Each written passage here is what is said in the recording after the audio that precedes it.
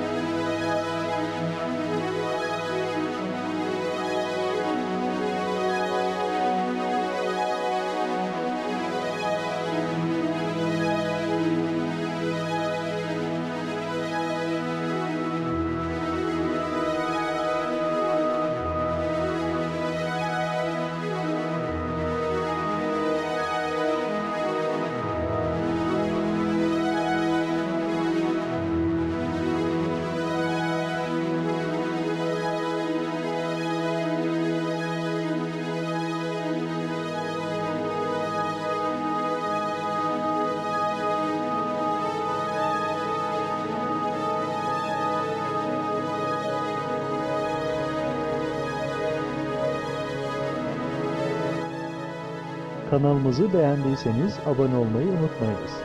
Şimdiden herkese teşekkürler.